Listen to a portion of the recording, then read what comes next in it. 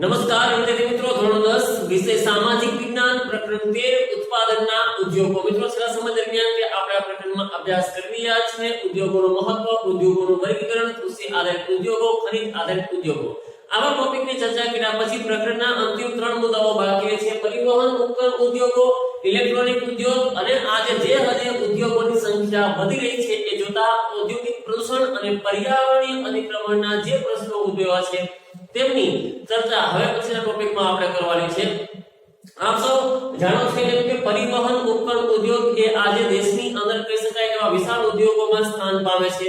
કારણ કે ભૂતકાળની અંદર જ્યારે માનવી પોતે એક સ્થળેથી બીજા સ્થળે પહોંચવા માટે ઊંટગાડી, ઘોડાગાડી કે બળદગાડી કે કોઈ પ્રાણીઓનો ઉપયોગ કરતો હતો, એ સમયે પરિવહન છે એ ધીમું હતું, મંદ ગતિએ હતું. પરંતુ જ્યારથી ઔદ્યોગિક ક્રાંતિ આવી, ઊર્જા તરીકે કોલસાની જ્યારે શોધ થઈ, આગદોડ કે આગગાડી એની પ્રક્રિયાથી એકંદરે પરિવહનની પ્રક્રિયા ઝડપી પડી. ધીમે ધીમે કરતા પરિવહનના સાધનોની અંદર છે નાના સાધનો પણ બનવા લાગ્યા. કમર્શિયલ વ્હીકલ અથવા ખાનગી વાહનો જે છે એની સંખ્યાઓ પણ સતત માટે વધવા લાગી. આ જોતા એના ઉદ્યોગો જે છે એ બાબતની અંદર પણ વિશાળ તકો રહેતી. આથી ઉદ્યોગો સંખ્યા પરિવહનની વધતી ગઈ. હવે એમાંનો પહેલો આવે એ ઉદ્યોગ છે રેલવે ઉદ્યોગ. ભારતમાં મુસાફરી માટે છે એ રેલવેની કામગીરી પ્રશંસનીય કામગીરી કહી શકાય. વિશ્વની અંદર સૌથી વધુ વ્યાપકમાં જો કોઈ મોટું રેલવે નેટવર્ક હોય તો એ છે ઇન્ડિયાનું રેલવે નેટવર્ક. ટાઈમ ટેબલની બાબતમાં હોય, લોખંડની બાબતમાં હોય, એવી છે એ મુસાફરોની આપવામાં આવતી સુવિધાની બાબતમાં દરેક બાબતોની અંદર રેલવે છે એ ઇન્ડિયન રેલવે એ ચડિયાતી કામગીરી કરતું કહી શકાય. એટલે મુસાફરોની છે એ એકંદરે રેલવેની કામગીરી પ્રશંસનીય છે. રેલવે પોતાની જરૂરિયાતના ઉપકરણો લગભગ પોતે જાતે તમામ પ્રકારના નિર્માણ કરે છે, એટલે બીજા ઉપર આધાર રાખવો પડતો નથી. હા, અમુક ખાનગી કારખાનાઓમાં પણ અમુક પ્રકારના પાર્ટ્સ બનાવવામાં આવે છે, પણ લગભગ મોટા ભાગની પોતે જે છે એ પોતાની જરૂરિયાતોને જાતે પૂરી કરી રાખે છે. મુસાફરોના ડબ્બા, માલગાડી ડબ્બા વગેરે ખુદ ઇન્ડિયન રેલવે દ્વારા તૈયાર કરવામાં આવે છે, જેમાં પોતે કોઈ પણ પ્રકારની બાંધછોડ કરતા નથી. એટલે ખાસ કરીને મુસાફરો માટેના ડબ્બાઓ છે કે આરામદાયક અને સલામતી યુક્ત હોય. અકસ્માતની અંદર પણ અંદર બેઠેલા લોકોને ઓછી ઈજાઓ થાય અથવા ઓછા વાઇબ્રેશન, જેને કહી શકાય કે રેલવે ચાલતી હોય તો પણ અંદર બેઠેલા વ્યક્તિને ઓછા વાઇબ્રેશન થાય કે એને અનુભૂત થાય કે ઓછી થાય કે માટેની પ્રક્રિયા હંમેશા સતત માટે કરતું હોય છે. વળી આરામદાયક કહી શકાય એવી સીટ અથવા તો આરામ રાતના સમય દરમિયાન પણ સારી મુસાફરી કરી શકાય એ માટે રેલવે હંમેશા સતત માટે છે એ પોતે એ બાબતમાં સારી કામગીરી કરી છે. એટલે એના માટે પોતે લગભગ તમામ પ્રકારની જરૂરિયાતની વસ્તુઓ છે એ હંમેશા જાતે તૈયાર કર્યું છે. વળી માલગાડી, ગુડ્સ કેરેજ, માલગાડીના ડબ્બા એ પણ ખુદ ઇન્ડિયન રેલવે તૈયાર કરે છે. આ ઉપરાંત ખાનગી ધોરણે પણ ઉત્પાદન થાય છે. રેલવે એન્જિનના તમે જોશો તો 3 પ્રકાર છે: વરાળ એન્જિન, ડીઝલ એન્જિન અને વિદ્યુત એન્જિન. વર્તમાન સમયની અંદર વરાળ એન્જિનના સ્થાને ડીઝલ એન્જિન આવી ચૂક્યા અને ઇન્ડિયન રેલવે છે એ ધીમે ધીમે ડીઝલ એન્જિનને પણ બંધ કરી અને ઇલેક્ટ્રિક એન્જિન એટલે કે વિદ્યુત એન્જિન તરફ જે છે એ પોતે ભાર મૂક્યું છે. વરાળમાં પ્રક્રિયા એ હતી કે કોલસાનું દહન કરવામાં આવતું, પણ આનાથી ધુમાડાની પ્રક્રિયા વધતી એટલે પર્યાવરણનું પ્રદૂષણ બહુ મોટે પાયે. તો એને બાદ કરતા ડીઝલ એન્જિન આવ્યા. એ ડીઝલ એન્જિન આવવામાં પણ એકંદરે હજુ પણ ધુમાડો યથાવત છે, એટલે એનાથી પણ પ્રદૂષણ ઉદ્ભવી ગયું છે. એટલે સરકાર ભારતીય રેલવે દ્વારા છે કે વર્તમાન સમયની અંદર મોટા ભાગના ટ્રેક છે એ ઇલેક્ટ્રોનિક કરવી છે, એટલે કે વીજળીના તાર ફીટ કરી અને પોતે રેલવે ચલાવવા માટેના પ્રયાસો સતત માટે કરી છે. ઇલેક્ટ્રિક લાઇનની સંખ્યા સતત માટે વધારી અને જેને કહી શકાય કે પર્યાવરણ ઇકો ફ્રેન્ડલી રેલવે જેને કહી શકાય એ પ્રમાણે રેલવે ચલાવી અને દેશની અંદર ઉર્જાનું ઉત્પાદન અને એકંદરે ખનિજ તેલ જેને કહી શકાય કે ડીઝલની બચત થાય એ માટેના પ્રયાસો ઇન્ડિયન રેલવે દ્વારા કરવામાં આવ્યા છે. વર્તમાન સમયમાં વરાળથી ચાલતા એન્જિનનો પ્રવાસન ચલાવતી રેલવે હેરિટેજમાં તમને માત્ર જોવા મળશે. બાકી ઇન્ડિયન રેલવે ટ્રેક ઉપર લગભગ તમને ક્યાંય હવે જે છે એ કોલસા ચાલતી ગાડીઓ જોવા મળશે નહીં. ડીઝલ અને વિદ્યુત એન્જિનનું ઉત્પાદન ખાસ યાદ રાખજો મિત્રો, જનરલ નોલેજમાં હોય કે કદાચ એક વાક્યના પ્રશ્નમાં હોય. ડીઝલ અને એકંદરે ઇલેક્ટ્રોનિક એન્જિન છે એ પોતે પશ્ચિમ બંગાળના મહિજામ ચિત્તરંજન લોકોમોટિવ વર્કસ, આ મહિજામ લોકોમોટિવ વર્કસ છે એની અંદર પશ્ચિમ બંગાળમાં ઉત્પાદન થાય છે. બીજું છે કે આ પ્રકારના ડીઝલ એન્જિન વારાણસીમાં પણ ઉત્પન્ન થાય છે. વારાણસી ડીઝલ લોકોમોટિવ વર્કર્સ અને જમશેદપુરમાં ટાટા લોકોમોટિવ વર્કર્સ ત્યાં એકંદરે રેલવેના એન્જિન બન્યા છે. મુસાફરો માટેના ડબ્બા છે જે પેરામ્બુર, બેંગ્લોર, પંજાબમાં કપૂરથલા અને પશ્ચિમ બંગાળમાં કોલકાતા આવી જગ્યાએ એકંદરે આજે આ મુસાફરો માટેના ડબ્બા છે એ રેલવે દ્વારા બનાવવામાં આવી રહ્યા છે. આ ઉપરાંત રેલવેના પાટા, એન્જિન, વિવિધ પ્રકારના એન્જિન પાર્ટ્સ, વ્હીલ વગેરે કારખાના પણ ઇન્ડિયન રેલવે દ્વારા છે એકંદરે કોન્ટ્રાક્ટ અથવા તો આઉટસોર્સિંગ થી અમુક પ્રકારની પ્રક્રિયાથી પૂરા કરવામાં આવી રહ્યા છે. આપણે ઇન્ડિયન જેને કહી શકાય લોકોમોટિવ ડીઝલ એન્જિન, જે લોકો એન્જિન છે ડીઝલ એન્જિન, જે ડીઝલ થી ચાલતા એન્જિન છે એ આપણે માત્ર ઇન્ડિયામાં નહીં પરંતુ વિદેશની અંદર પણ નિકાસ કરે છે. 15 કરોડથી માંડી અને 60 કરોડ સુધીના જે છે રેલવે એન્જિન ઇન્ડિયા ખુદ પોતે જાતે નિર્માણ કર્યું છે. ભૂતકાળમાં આની આપણી પાસે વ્હીલ એન્જિન ન હતા ત્યારે વિદેશમાંથી આયાત હતા.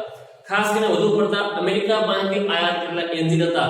એની જ બાબતને છે ધ્યાનમાં રાખી આ પ્રકારના ડીઝલ એન્જિન વર્તમાન સમયમાં ઇન્ડિયા પણ તૈયાર કર્યું છે અને વિદેશમાં નિકાસ પણ કર્યું છે.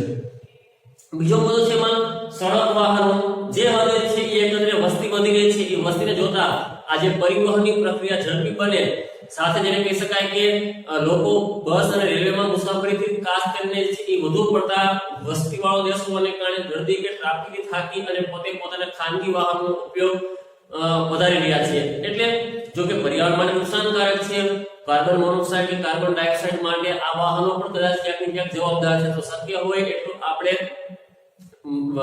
સરકારી કે જાહેર વાહનનો ઉપયોગ કરવો જોઈએ, જેથી એક સ્થળેથી બીજા સ્થળે પહોંચવામાં આપણે પોતાના વાહન ન ચલાવીએ તો પેટ્રોલ ડીઝલ જે છે એ એકંદરે ધુમાડાથી પર્યાવરણ નુકસાન ન થઈ શકે. પણ સ્વતંત્રતા પહેલા એટલે કે આઝાદ ઇન્ડિયા થયું એ પહેલા ભારત છે એ વિદેશમાંથી આયાત કરેલી ગાડીઓ મંગાવી અને એકંદરે ચલાવતું, ગુજરાત ચલાવતું. પણ વર્તમાન સમયની અંદર આવું નથી. વર્તમાન સમયમાં તમે જોશો BMW છે, ઓડી છે, મર્સિડીઝ છે, આવા અનેક પ્રકારની જેને કહી શકાય બહુરાષ્ટ્રીય કંપનીઓ છે એ વિદેશની ઇન્ડિયામાં જ મૂળ રોકાણ કરી છે. વળે ટાટા છે, મહિન્દ્રા છે કે આવા અમુક પ્રકારની કંપનીઓ છે એ ખુદ પોતે પોતાની જાતે કાર અને ટ્રક્સ બનાવી રહી છે, જે પોતે ઇન્ડિયામાં પરિવહનમાં ઉપયોગમાં પણ લઈ રહી છે. આ ઉપરાંત હાલના સમયમાં ટ્રક, બસ, કાર, મોટરસાયકલ, સ્કૂટર અને સાયકલ બનાવવાના કારખાના પણ દેશમાં સ્થાપવામાં આવ્યા છે. સડક વાહનોનું ઉત્પાદન મોટા ભાગે ખાનગી ધોરણે થતું હોય છે. એટલે ભારતની અંદર ખાનગી ધોરણે આજે મોટા ભાગના વાહનોનું નિર્માણ થયું છે. વિશ્વમાં વ્યાવસાયિક વાહનના ઉત્પાદનમાં ભારતનું સ્થાન પ્રથમ છે. એટલે કહેવામાં પાંચમું છે, કારણ કે કોમર્શિયલ વ્હીકલ ચાઇનાને બાદ કરી દેતા છે કે ભારત આજે કોમર્શિયલ વ્હીકલ પણ બનાવે, જેમાં ખાસ કરીને બસ છે, કાર છે કે ટ્રક છે, આવા પ્રકારના વાહનો ધીમે ધીમે ઇન્ડિયા ખુદ પોતે ઉત્પાદન કર્યું છે. મિત્રો, દર વર્ષે ઇન્ડિયાની અંદર 1.5 કરોડ સાયકલ બનાવવામાં આવે છે, જે વિશ્વની અંદર સૌથી વધુ સાયકલ બનતી હોય એવો રેકોર્ડ ધરાવતો એકમાત્ર દેશ ઇન્ડિયા છે. આજે ભારતમાં તૈયાર વાહનો લગભગ મોટા ભાગના દેશોમાં નિકાસ કરવામાં આવી રહ્યા છે. ટ્રેક્ટર અને સાયકલનો પણ મોટા પ્રમાણમાં ઉત્પાદન થાય છે, જેની આપણે નિકાસ કરીએ છીએ અને એ નિકાસ થકી આપણે વિદેશી મૂલ્યામણ પણ પ્રાપ્ત કરીએ. જહાજ બાંધકામ. ભારતમાં જહાજ બાંધવાનો ઉદ્યોગ એ પ્રાચીન સમયથી આવ્યો છે, કારણ કે ભારત છે એ વિશાળ દરિયા કિનારો ધરાવતો દેશ છે. એક 7517 કિમી ધરાવતો આ ઇન્ડિયાનો વિશાળ દરિયા કિનારાની અંદર મોટા ભાગના જે છે એ શહેરો, ઘણા બધા એવા શહેરો છે જે કહી શકાય કે જે તે રાજ્યના છે એ કેપિટલ પણ હોઈ શકે એવા દરિયા કિનારે આવેલા છે. જેમ કે ચેન્નઈ હોય કે અમુક જે છે એ ખાસ કરીને દરિયા કિનારા છે અને ત્યાંથી પોતે એકંદરે આયાત નિકાસ કરીને કલકત્તા હોય, મુંબઈ હોય, ગોવા હોય, ગુજરાતના અમુક પ્રકારના શહેરો હોય જે આજે એના થકી સમૃદ્ધ પણ બન્યા છે. એટલે ભારતની અંદર વિશાળ દરિયા કિનારો હોવાને કારણે કહી શકાય કે આવા દેશની અંદર એકંદરે વહાણ કે જહાજ બાંધકામ કરવાની પ્રક્રિયા છે ખૂબ જ પ્રાચીન સમય ચાલી છે. વર્તમાન સમયમાં આધુનિક ઢબે જહાજ બાંધવાના મુખ્ય 5 કેન્દ્રો છે. મિત્રો, આ ખાસ યાદ રાખજો, જેમાં આંધ્રપ્રદેશમાં વિશાખાપટ્ટનમ, પશ્ચિમ બંગાળમાં કોલકાતા, કોચી કેરળની અંદર, મહારાષ્ટ્રમાં મુંબઈ અને માર્મલ ગોવા આ જાહેર ક્ષેત્રના કહી શકાય એવા સરકાર તરફથી ચાલતા છે જે આ પ્રકારના જહાજ બાંધકામના કારખાના છે, જે આધુનિક ઢબે વહાણનું નિર્માણ કરી રહ્યા છે. કોચી અને વિશાખાપટ્ટનમમાં મોટા કદ ધરાવતા વહાણનું બાંધકામ થાય છે. આ ઉપરાંત ખાનગી ક્ષેત્રે વહાણનું જેમ કે બાઇક અને કારને કે ટ્રકને રિપેર કરવા માટે ગેરેજ છે કે જેમાં આપણે વાહનની સર્વિસ કે રિપેર કરાવીએ છીએ, વાહનનું નિર્માણ કે સમારકામ કરવાનું થાય કે રિપેરિંગ હોય તો એવી જગ્યાને બોધ તરીકે ઓળખવામાં આવે છે, દરિયા કિનારે આવેલી હોય છે. એટલે કે આજે ખાનગી ક્ષેત્રે અમુક પ્રકારની બોધીઓ છે જે સ્થાનિક જરૂરિયાતને પણ પૂરી પાડે છે. એટલે જહાજ બાંધકામ એ ભારતની જહાજ બાંધકામની સાથે જહાજ બાંધવા માટે અમુક શહેરો અલગ છે, જે ભાવનગરની નજીક ગુજરાતની અંદર એ પણ પ્રખ્યાત છે. હવે હવાઈ જહાજની વાત કરીએ તો હેલિકોપ્ટરના ઉત્પાદનમાં આપણા દેશમાં હવે થવા લાગ્યું છે. ભૂતકાળમાં આપણે હેલિકોપ્ટરની આયાત કરવી પડતી. દેશમાં સૈન્ય જરૂરિયાત માટે બેંગ્લોર, કોરાપુટ, નાસિક, હૈદરાબાદ અને લખનઉમાં હવાઈ જહાજના ઉદ્યોગના એકમો સ્થાપવામાં આવ્યા છે. પણ કહી શકાય કે મિત્રો ઘણી વખત આપણે હજુ પણ ફાઇટર પ્લેન છે એ વિદેશમાંથી આયાત કરીએ છીએ. ભારતમાં હજુ સુધી યાત્રિકોના પરિવહન માટેના હવાઈ જહાજ જેને બોઇંગ જેટ કહી શકાય કે જેમાં પરિવહનના મુસાફરી કરી શકાય એવા ઉદ્યોગો સ્થાપવામાં આવ્યા નથી. પણ ભવિષ્યની અંદર આ પ્રકારના પ્લાન્ટ પણ સ્થાપાઈ જશે, ત્યારથી આપણે ખુદ પોતાની જાત પર નિર્ભર હશું અને પોતે જાતે જ પ્રકારના બોઇંગ જેટ બનાવશું, મુસાફરીને પરિવહન માટેના જે છે એ પ્લેન બનાવી અને આપણે કદાચ વિદેશમાં પણ નિકાસ કરતા હશું. એ બહુ નજીકના દિવસોમાં જોવા મળશે. કારણ કે ભારત જે હદે make in India, startup India જેને કહી શકાય કે આજે આવી અમુક પ્રકારની સ્કિલ ઇન્ડિયા, ડિજિટલ ઇન્ડિયા ઉપર ભાર મૂકી રહ્યું છે, જે હદે આજે ઔદ્યોગિક વિકાસ ઉપર જોર મૂકવામાં આવ્યો છે, એ જોતા ભવિષ્યની અંદર આપણી પાસે આ પ્રકારના ઉદ્યોગો કે કારખાનાઓ પણ હંમેશા રહેવાના જ છે. ત્યારબાદ આવે છે જે મુદ્દો છે ઇલેક્ટ્રોનિક ઉદ્યોગ. રેડિયો સેટ અને ટેલિફોનિક ઉદ્યોગની સ્થાપના 1905 માં ભારતમાં થઈ. મિત્રો ખાસ યાદ રાખજો, કારણ કે આ જનરલમાં બનશે પ્રશ્ન કે રેડિયો સેટ કે ઇલેક્ટ્રોનિક ઉદ્યોગની શરૂઆત કે સ્ટાર્ટિંગ ઇન્ડિયામાં ક્યારે થયું? તો 1905 ભારતમાં ભારત ઇલેક્ટ્રોનિક લિમિટેડ BEL, આમ તો BHEL હતો, ભારત હેવી ઇલેક્ટ્રોનિક લિમિટેડ, હવે આપણે BEL તરીકે ઓળખીએ છીએ. જેનો હેતુ છે એ આકાશવાણી, હવામાન વિભાગના ઉપકરણો બનાવવાનો હતો. આજે ભારતે છે એ આ વિશ્વની અંદર પોતે ખ્યાતિ મેળવી અને જેમ નાસા કામ કર્યું છે, નેશનલ એરોનોટિકલ સ્પેસ એજન્સી એમ Indian space research organisation ISRO એ આજે ISRO પોતાની જાતે છે અમુક પ્રકારના ઉપકરણો જાતે નિર્માણ કરી રહ્યું છે અને અમુક BEL ની જેને કહી શકાય ભારત ઇલેક્ટ્રોનિક લિમિટેડ એના સહયોગથી ઘણા પ્રકારના ઉપકરણો પોતે જાતે બનાવે છે અને વિદેશમાં મોકલે છે કે જેમ વિદેશી અંતરિક્ષ કંપનીઓ હોય એમને પણ આ પ્રકારના ઉપકરણો ઉપયોગમાં આવી રહ્યા છે. આ માટે હવામાન માટે તો આપણે ભારત દેશ ખૂબ આગળ વધી અને હવામાનમાં જેને કહી શકાય કે વરસાદની આગાહી, વાવાઝોડાની આગાહી વગેરે માટેના ઉપકરણો ઇન્ડિયાએ ખુદ પોતે જાતે બનાવ્યા છે. આ ઉપરાંત સંરક્ષણ માટે જેને કહી શકાય કે જ્યાં સરહદી વિસ્તારો છે, જ્યાં કવરેજની પ્રક્રિયાઓ ખૂબ નબળી છે, એવી જગ્યાએ પણ આજે છે એ ફ્રીક્વન્સીઓ ઉપલબ્ધ કરાવી અને સતતને માટે કનેક્ટિવિટી મજબૂત કરવા માટેના ઉપકરણો પણ ભારત દ્વારા ખુદ જાતે બનાવવામાં આવી રહ્યા છે. આ ઉદ્યોગનાથી સામાન્ય લોકોના જીવનમાં અને દેશના અર્થતંત્રમાં, લોકોની જીવનશૈલીમાં ઘણા પ્રકારનું પરિવર્તન આવ્યું છે. રેડિયોથી માંડી ટીવી અને ટીવીથી આપણે જે ઇન્ટરનેટ સુધી પહોંચ્યા છે, આ દરેક પ્રક્રિયા ઇલેક્ટ્રોનિક ઉપકરણને આભારી છે. મિત્રો આ ઉદ્યોગ ન હોત તો આજે આપણે જીવનશૈલી આ પ્રકારની ન હોત. તમે આજે ઓનલાઈન એજ્યુકેશન મેળવી રહ્યા છો ક્યાંક ને ક્યાંક, તો એમાં પાછળ જવાબદાર આ ઇલેક્ટ્રોનિક ઉદ્યોગ છે. જો મોબાઈલના ટાવર ન હોય અથવા ફાઈબર જેને કહી શકાય કે ફાઈબર ઓપ્ટિકલ એટલે કે જમીનની નીચે અને દરિયાની અંદર આજે ઇન્ટરનેટના છે એ એકંદરે કેબલ નાખવામાં આવ્યા છે, જેના થકી આખું વિશ્વ આજે એક બની ચૂક્યું છે. ઇન્ટરનેટ એટલા માટે જ આપણા મોબાઈલમાં સ્પીડ આપી રહ્યું છે. તો આવી અનેક પ્રકારની ઇલેક્ટ્રોનિક ઉપકરણને આધારિત આજે ઓનલાઈન એજ્યુકેશન થઈ રહ્યું છે. પાછળ ક્યાંક ને ક્યાંક જવાબદાર આ ઉદ્યોગ છે.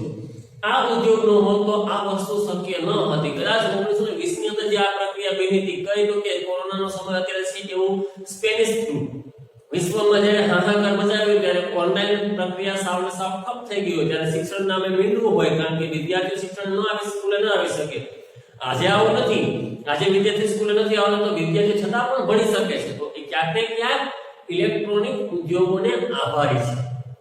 એટલે આ ઉદ્યોગથી લોકોના જીવનમાં આમૂલ પરિવર્તન આવ્યા છે. કોમ્પ્યુટરમાં હાર્ડવેર અને સોફ્ટવેર ભારતે ઘણી પ્રકારની પ્રગતિ સાધી છે. ખાસ કરીને બેંગ્લોરને આપણે આઈટી હબ કહીએ છીએ. એટલે કે આ ઉદ્યોગની રાજધાની કહી શકાય. ઇન્ફોર્મેશન ટેકનોલોજીનો હબ તરીકે બેંગ્લોર છે એ પ્રસ્થાપિત થયું છે, કારણ કે મોટા ભાગના સોફ્ટવેર આજે ત્યાં બેંગ્લોરમાં બની રહ્યા છે અને ત્યાંથી આપણે ઇન્ડિયામાંથી બીજા દેશમાં નિકાસ પણ કરીએ છીએ. બેંગ્લોરને ખાસ યાદ રાખજો, જીકેમાં સિલિકોન વેલી તરીકે ઓળખવામાં આવતું શહેર કહેવામાં આવે છે. હવે મુદ્દો છે એ છે ઔદ્યોગિક પ્રદૂષણ અને પર્યાવરણીય અતિક્રમણ. મિત્રો આપણે બધા ઉદ્યોગની તો વાત કરી ચૂક્યા છે કે ઉદ્યોગો થકી લાભ થાય છે, ઉદ્યોગો થકી એકંદરે આપણા દેશનું આર્થિક વિકાસનું સ્તર ઊંચું આવે છે. ઇકોનોમિકલ ડેવલપમેન્ટ ઇન્ડિયા વર્તમાન સમયમાં કરી રહ્યું છે. તેજી ભારતમાં લાવવા માટે કે જીડીપી નો રેટ ઊંચો લાવવા માટે આ માધ્યમિક ક્ષેત્ર કે મેન્યુફેક્ચરિંગ સેક્ટર ખૂબ કામ કરી રહ્યું છે. પણ આપ જાણો છો કે જો આ ઉદ્યોગોની સંખ્યા વધે તો પ્રદૂષણ પણ થશે. તમે 8મા ધોરણમાં શીખી ગયા એ મુજબ 4 પ્રકારના પ્રદૂષણ છે. જમીન એટલે કે ભૂમિ પ્રદૂષણ, પાણી એટલે કે જળ પ્રદૂષણ, અવાજ એટલે કે ધ્વનિ પ્રદૂષણ. આ પ્રદૂષણ જેને કહી શકાય એવા પ્રદૂષણ જેનાથી આપણા જે છે એ આ જિંદગીમાં અનેક પ્રકારના સમસ્યાઓ પ્રવર્તી રહી છે. જેમાં ખાસ કરીને જમીનનું પ્રદૂષણ વધવાથી આજે આપણે જાણો છો એમ કે ઉદ્યોગો થકી કચરો છે એ જમીનમાં ફેંકવામાં આવે છે, જમીન બંજર બને છે, ઉત્પાદન થઈ શકતું નથી. જળ પ્રદૂષણને કારણે એકંદરે બને એવું કે કદાચ ઉદ્યોગોનું ગંદુ પાણી છે એ એકંદરે નદી નાળામાં છોડવામાં આવે, આસપાસના વિસ્તારમાં એકંદરે નદી નાળામાંથી પ્રવેશતું પાણી છે એ દૂર દૂરના વિસ્તારમાં પહોંચે તો કૃષિયુક્ત જમીન છે એમાં ખેતીના પાક ન લઈ શકાય. સિંચાઈ માટે પાણી ઉપયોગમાં ન લેવા લાયક, પીવા માટે પાણી ઉપયોગમાં ન લેવામાં આવે. હવાનું પ્રદૂષણ દિલ્હી શહેર તમે વર્તમાન સમયમાં જોઈ રહ્યા છો જે હવાના પ્રદૂષણનો સામનો કરી રહ્યું છે, તો ક્યાંક ને ક્યાંક એના માટે ઉદ્યોગો પણ એટલા જવાબદાર છે.